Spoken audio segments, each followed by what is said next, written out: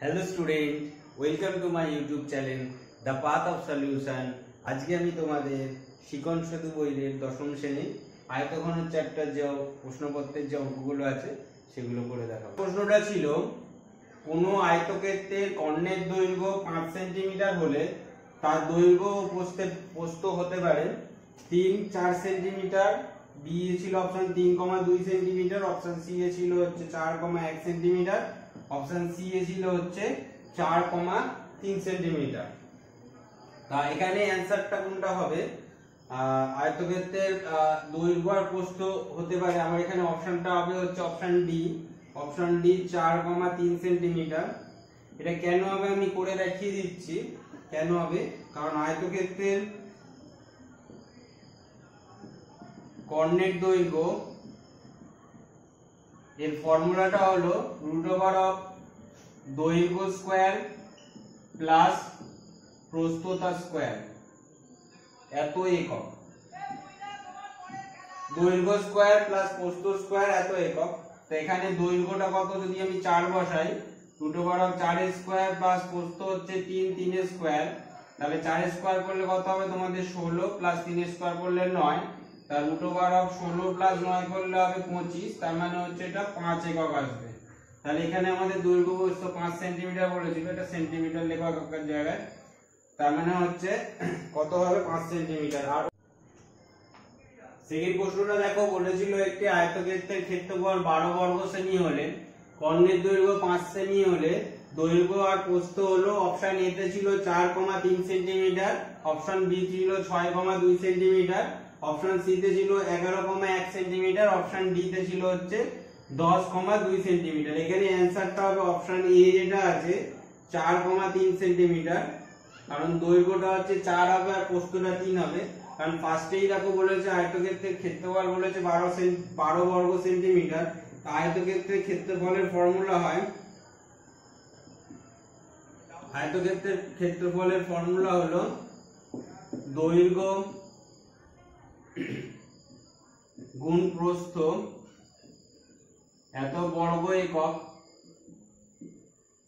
তো এখানে দেখতে পাচ্ছ, যদি দৈর্ঘ্য আমি 4 বসাই আর প্রস্থ যদি 3 বসাই, তাহলে হয়ে যাবে 3 × 12 বর্গ সেন্টিমিটার যেটা ছিল।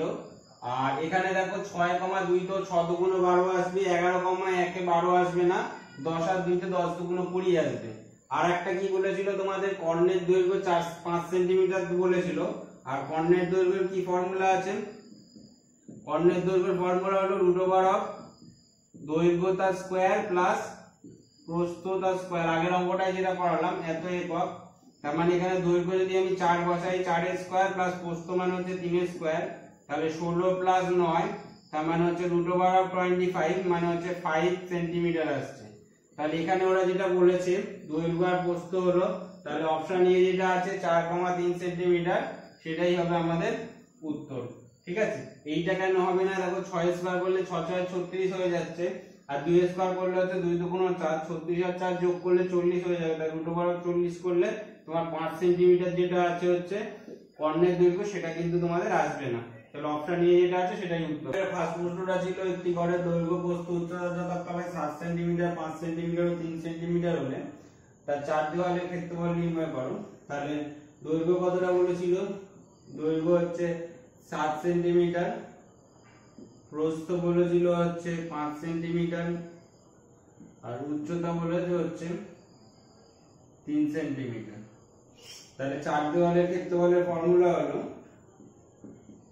ঘরের চার দেওয়ালের ক্ষেত্রফল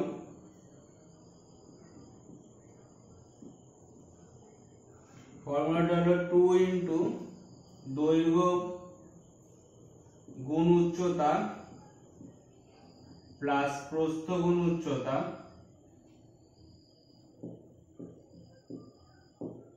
এত বর্গ একক। এখানে 2 গুণ দৈর্ঘ্য বলেছে হচ্ছে 7 সেন্টিমিটার, 7 ইন্টু উচ্চতা বলেছে 3 প্লাস প্রস্থ বলেছে হচ্ছে 5 ইন্টু উচ্চতা বলেছে 3 এত বর্গ সেমি।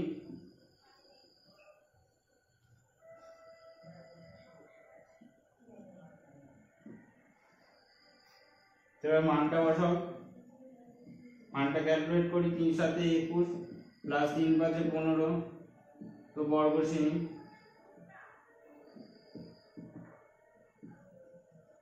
তাই 2 × 36, 36 দুগুণ হচ্ছে 72 বর্গ সেমি। তো তোমাদের উত্তর হবে এটা 72 বর্গ। কোন ঘনকের, দ্বিতীয় প্রশ্নটা ছিল কোন ঘনকের কর্ণের দৈর্ঘ্য 2√3 সেন্টিমিটার হলে ঘনকের প্রতি তলের ক্ষেত্রফল কত। তা ঘনকের কর্ণের দৈর্ঘ্যের ফর্মুলাটা কি হয় সেটাকে লিখি। ঘনকের কর্ণের দৈর্ঘ্যের ফর্মুলা হলো √3 × a, এত একক। এখানে a সমান সমান হচ্ছে ঘনকের প্রতিটি বাহুর দৈর্ঘ্য। তার মানে হচ্ছে কর্ণের দৈর্ঘ্যটা বলে দিয়েছে, তাহলে অতএব √3a সমান সমান হচ্ছে 2√3, বা এখান থেকে a সমান সমান 2√3, a সমান সমান 2√3 বাই √3, √3টা ক্যান্সেল আউট হয়ে যাবে, বাই a সমান সমান বেরোবে 2 সেন্টিমিটার। এবার আমাদের বার করতে দিয়েছে হচ্ছে ঘনকের প্রতি তলের ক্ষেত্রফল নির্ণয় করো। ঘনকের প্রতিটা তলের ক্ষেত্রফলের ফর্মুলা হলো a স্কয়ার। ঘনকের প্রতি তলের ক্ষেত্রফল সমান সমান ফর্মুলা হলো a স্কয়ার বর্গ একক। যদি সমগ্র তল বলতো তাহলে 6 দিয়ে গুণ হতো, তখন 6a স্কয়ার হতো, কারণ ঘনকের 6টা তল থাকে।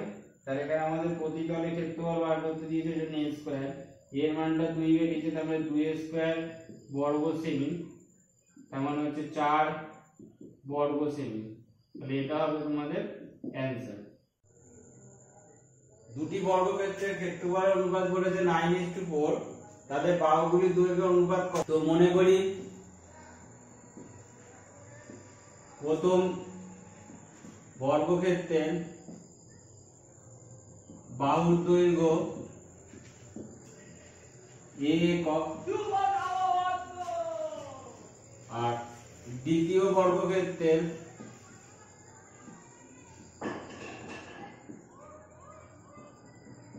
বাহুর দৈর্ঘ্য ক্যাপিটাল A একক।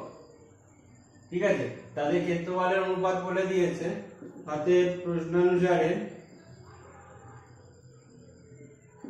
a স্কয়ার, বর্গক্ষেত্রের ক্ষেত্রফলের ফর্মুলা হলো a square is to capital A square সমান সমান 9:4, বা a square by capital A square সমান সমান 9/4, বা a by capital A small a by capital A is equal to √9/√4 is equal to 3/2। অতএব a is to a সমান সমান 3:2।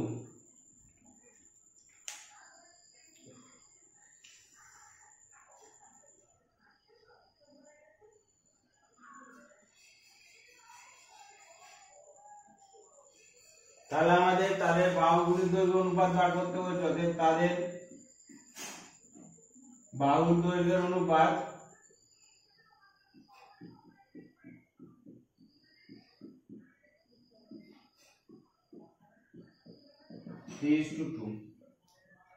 তো এই চ্যাপ্টার ভিডিওগুলো এখানেই শেষ হলো। যারা যারা এখনো পর্যন্ত আমার চ্যানেলটাকে সাবস্ক্রাইব করোনি কিন্তু ফলো করো, তারা অবশ্যই চ্যানেলটাকে সাবস্ক্রাইব করে দিও আর বেল আইকনটাকে প্রেস করে দিও, তাহলে তোমাদের নোটিফিকেশন গুলো চলে যাবে। নতুন নতুন ভিডিও আমি আরোই ছাড়বো, ছোট ছোট পার্ট করে করে তোমাদের সমস্ত শিখন সেতুর অঙ্কগুলো করে দেবো। তোমাদের যে আপকামিং যে এক্সাম গুলো আছে তাতে অবশ্যই শিখন সেতু থেকে প্রশ্ন থাকবে, অবশ্যই তোমরা করে নিও।